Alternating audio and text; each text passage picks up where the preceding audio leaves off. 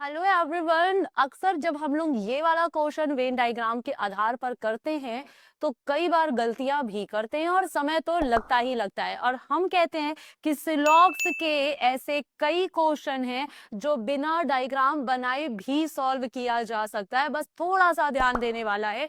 अगर स्टेटमेंट दो हो और दो ही कंक्लूजन हो तो मैक्सिमम क्वेश्चन बिना डायग्राम के कर सकते हैं, लेकिन आप करते क्या हो? समय बर्बाद। वेन डायग्राम बनाते हो तब सॉल्व करते हो। अरे भैया देखो, यहाँ पे ए और सी के बीच में ऑल का स्टेटमेंट दे रहा है, तो जब दो एलिमेंट के बीच में ऑल का स्टेटमेंट हो तो उन्हीं दोनों एलिमेंट के बीच में सम का रिलेशन सही होता है। स्टेटमेंट पॉजिटिव है और पॉजिटिव का कंक्लूजन भी पॉजिटिव है, और अगर सभी का निष्कर्ष सम में दे रहा है तो ये सही। फिर बी और सी में ऑल के साथ पॉजिटिव रिस्पॉन्स दे रहा है तो बी और सी में सम का पॉजिटिव रिस्पॉन्स सही हो जाएगा। यानी कि स्टेटमेंट अगर नेगेटिव होता तो सीधा सीधा गलत हो जाता, स्टेटमेंट अगर पॉजिटिव है तो नेगेटिव कंक्लूजन गलत हो जाता है। लेकिन स्टेटमेंट पॉजिटिव है तो हमें कंक्लूजन पॉजिटिव चेक करना पड़ेगा। तो ए और सी के बीच में ऑल का स्टेटमेंट है तो ए और सी के बीच में कुछ का कंक्लूजन सही, बी और सी के बीच में ऑल का स्टेटमेंट दिया गया है तो बी और सी के बीच में सम का रिलेशन सही।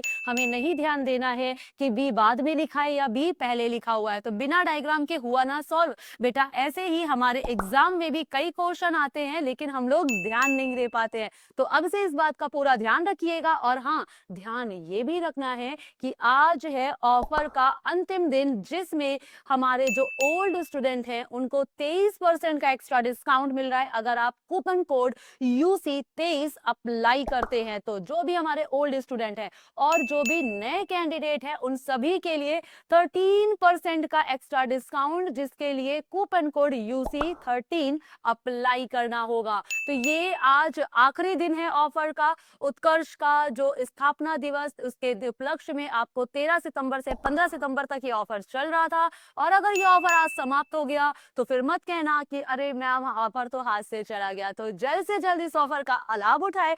और भी इस तरह की शानदार वीडियोस और शॉर्ट्स आपके लिए लेकर हम आते रहेंगे। जय हिंद।